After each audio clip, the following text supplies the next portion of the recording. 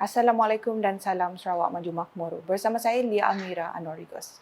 Tumpuan berita, kebolehan Jawatankuasa Pengurusan Bencana Negeri JPBN Sarawak semakin meningkat dengan Agensi Pengurusan Bencana Negara NADMA telah mencadangkan jalinan kerjasama antara kedua entiti.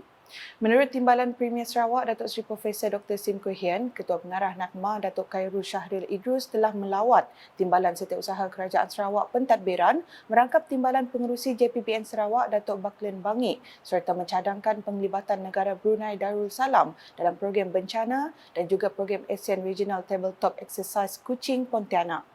Jelasnya, JPBN Sarawak adalah salah satu jawatankuasa negeri terbaik dalam pengurusan bencana di Malaysia dan hal ini telah menunjukkan kepercayaan NADMA terhadap kerajaan Sarawak, terutamanya jawatankuasa tersebut.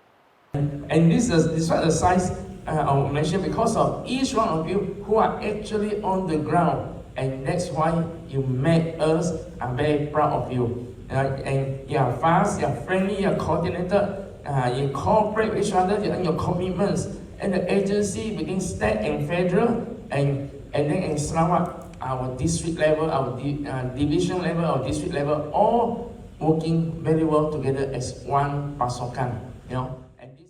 Beliau berkata demikian semasa merasmikan bengkel penyelarasan operasi dan pengurusan bencana negeri Sarawak di sebuah hotel terkemuka pada Rabu. Seramai 120 wakil dari agensi kerajaan telah menyertai bengkel itu bertujuan mengukuhkan kefahaman dan pengurusan bencana di bawah arahan nombor 20 Majlis Keselamatan Negara MKN.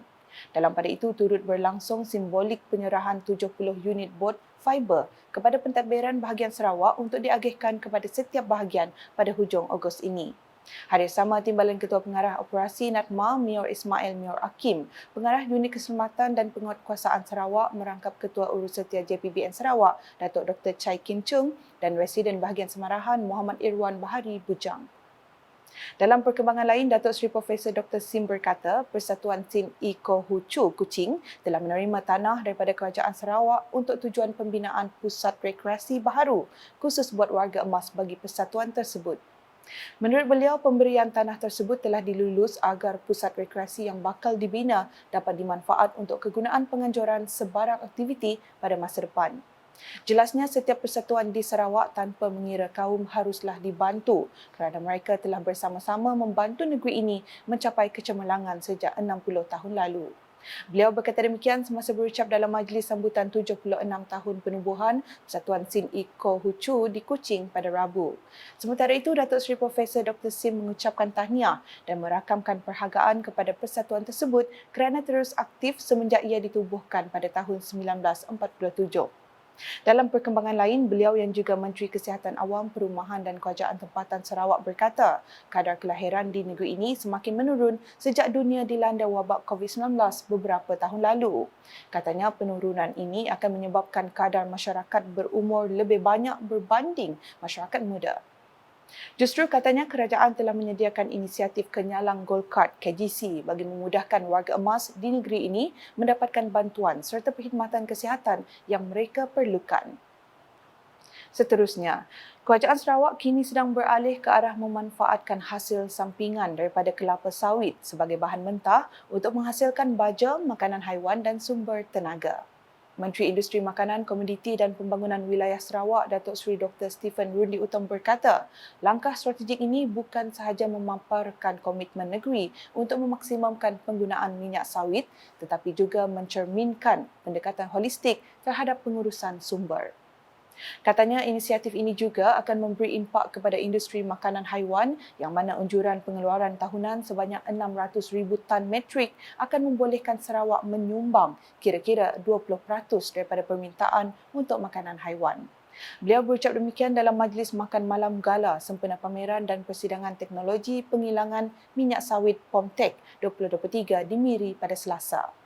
Dalam pada itu, Datuk Seri Dr. Stephen Rundi yang juga Ahli Dewan Undangan Negeri Adun Kemenang memberitahu kejayaan teknologi dari segi pengurangan sisa, kecakapan tenaga dan kawalan pelepasan mesti dijadikan agenda utama buat industri minyak sawit. Jelasnya lanjut, seruan global untuk amalan mampan dan pemeliharaan alam sekitar menuntut pemain industri menggunakan kaedah inovatif yang meningkatkan kecakapan sambil meminimumkan kesan operasi terhadap alam sekitar. Selanjutnya, isu kesihatan dan kesejahteraan mental anak-anak, remaja dan keluarga amat penting untuk ditangani dengan segera, tegas Menteri Pembangunan Wanita, Kanak-kanak dan Kesejahteraan Komuniti Sarawak, Datuk Seri Fatimah Abdullah. Beliau berkata pihak kementerian sentiasa komited untuk menyediakan ekosistem yang menyokong dan kondusif untuk memastikan kesejahteraan kanak-kanak dan keluarga melalui pelbagai inisiatif dan program yang khusus, tadbir urus berkesan dan kerjasama daripada masyarakat. Menurutnya, psikopatologi, disfungsi psikologi dan tingkah laku serta isu dan masalah sosial berkaitan yang memberi kesan kepada anak-anak dan keluarga adalah sangat kompleks dan harus ditangani bersama. Integrated, collaborative and holistic approaches address the whole spectrum of the issues. This is the approach that is required, and we have to engage everyone from all walks of life. So, ladies and gentlemen, together, be it government agencies, be it private and commercial organizations, NGOs and philanthropies, in the spirit of collective responsibility and actions, we do something and care for the community well-being of our children, adolescents and families in order to enhance their social functional roles in our society.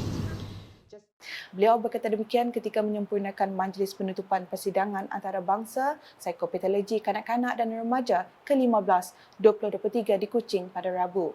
Datuk Seri Fatimah menambah persidangan tersebut adalah tepat pada masanya kerana ia menyediakan platform yang ideal kepada penyelidik, ahli akademik dan para pengamal untuk berkumpul, berkongsi maklumat dan membincangkan hasil saintifik dan pengalaman mereka untuk menangani psikopatologi dan isu berkaitan yang mempengaruhi kanak-kanak dan remaja di Malaysia dan negara lain. Tambahnya lagi, Kajian Kesihatan dan Morbiditi Kebangsaan NHMS Tinjauan Kesihatan Remaja 2022 yang dijalankan oleh Kementerian Kesihatan Malaysia untuk menilai tingkah laku risiko dan faktor kesihatan dalam kalangan pelajar sekolah menengah amat membimbangkan. Sehubungan itu, katanya semua pihak perlu berganding bahu dalam menganjurkan persidangan sedemikian untuk menangani isu dan masalah psikopatologi yang melibatkan anak-anak, terutamanya di Sarawak. Ke perkembangan berikut, sebuah pusat ekonomi digital PEDI akan dibangunkan di kawasan Semop bagi menggantikan pusat lama yang semakin sesak. Timbalan Menteri di Jabatan Premier Sarawak Hal Ehwal Korporat Penerangan dan UKAS, Datuk Abdullah Saidul berkata, tapak untuk PEDI itu sedang dikenal pasti yang mana pusat itu juga berperanan sebagai pusat inovasi apabila ia siap kelak. Katanya pembinaan PEDI baharu itu penting bagi membolehkan pelbagai aktiviti dan kursus berkaitan dengan internet atau penggunaan aplikasi dapat dilaksana di pusat itu nanti. Lawatan saya ke Kampung Semop hari ini yang turut disertai oleh pengarah MCMC Sarawak iaitu Saudara Adiman, juga bekerjasama dengan Ketua Masyarakat KK Kamri dan JKK untuk mengenal pasti tapak baru pusat digital daerah kampung yang juga akan menjadi innovation center kerana tempat lama dah terlalu kecil, kerana banyak aktiviti dan kursus berkaitan dengan internet ataupun apps tertentu dilakukan di pusat ini nanti. So this is one of its kind di Pulau Bruit, dan saya Beliau berkata demikian kepada wartawan semasa menghadiri Majlis Perasmian Karnival Pendidikan dan Kerjaya Project of Dream Realize Pro-DR Anjuran Tabung Ekonomi Gagasan Anak Sarawak Tegas di Dewan Masyarakat Kampung Semop pada Rabu. Mengenai jerayawara itu, Datuk Abdullah yang juga Adun Semop berharap ia akan memberikan kesedaran terutama sekali dalam kalangan pelajar sekolah menengah supaya bersedia menghadapi pelbagai cabaran dalam dunia digital apabila berada di pengajian tinggi kelak dan dalam dunia pekerjaan. Ini kita akan perbanyakkan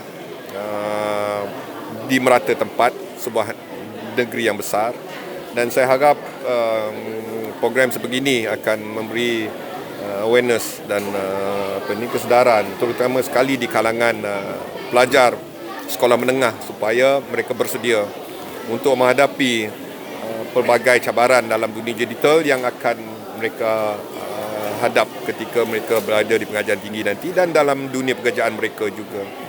Dan juga kita mahu masyarakat kampung juga memahami sedikit apa itu komponen agenda digital ini. Menyentuh perkara lain, Dato' Abdullah berkata kawasan Pulau Burit yang subur dan kaya dengan hasil laut juga sangat sesuai sebagai kawasan food basket Sarawak bagi mendukung usaha kerajaan dalam dasar menghasilkan makanan tempatan. Sementara itu, Pengarah Suruhanjaya Komunikasi dan Multimedia Malaysia Sarawak, Adiman Ajim ketika ditemu bual berkata, Kerajaan Sarawak sedang rancak mendirikan menara komunikasi di seluruh negeri termasuk 10 buah di Pulau Burit. Katanya ini bertujuan merancakkan lagi pembangunan ekonomi selari dengan pembangunan infrastruktur terutama projek jambatan Batang Paloh dan Muara Lasa, perumahan RGC Semop dan pembangunan pelebuhan Tanjung Manis. Mengulas mengenai PEDI, beliau berkata terdapat 133 pusat itu di Sarawak yang telah beroperasi.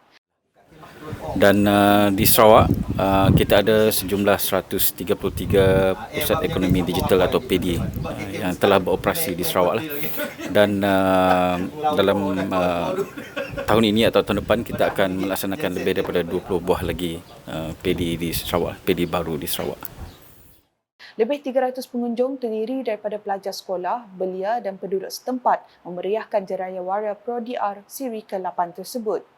Antara pengisian program ialah pameran daripada 21 buah institusi pendidikan dan kemahiran yang bertujuan memberi informasi berkaitan peluang melanjutkan pendidikan.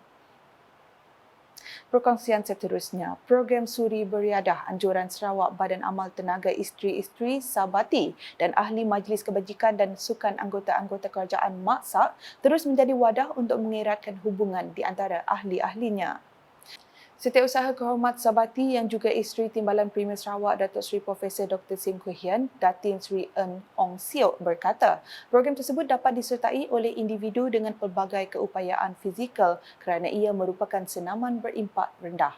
Today we normally have a Suri episode or activity once every month, so that the MAKSAK members and the Sabati members, we can get together, we can have a better, closer relationship and understanding of the corporate social responsibility activities that both NGOs do together. Good for the members of the civil service and the Sabati members to know each other, so we can work well together. Today is for us to have a little bit of exercise, a bit of fun, to get to know one another so we can work better and we can work together for our bigger activities. Beliau berkata demikian ketika ditemui media selepas menghadiri program Hari Suri Beriadah di Wisma Sabati pada Rabu. Pengerusi Sabati yang juga isteri kepada Premier Sarawak Puan Sri Dato' Amar Jumaani Tun Tuanku Bujang turut hadir bagi menyempurnakan program tersebut. Program itu merupakan edisi kedua setelah pertama kali dianjurkan pada 13 Julai lepas. Seramai 26 ahli Sabati dan MAKSAK telah memeriahkan program berkenaan dengan pelbagai pengisian termasuk senaman Chairrobics, senaman kreatif aerobik dan fun walk. Sekian edisi Tengah Hari bersama saya Lia Amira. Berita lebih lanjut boleh didapati di semua platform media sosial UKAS termasuk portal ukas.sarawak.gov.my dan UKAS Channel di YouTube. Mengakhiri buletin dengan sorotan Majlis Penutupan Persidangan Antarabangsa Psikopatologi Kanak-Kanak dan Remaja ke-15 2023 di Kuching pada Rabu. #Saluran Informasi Rakyat. Salam UKAS.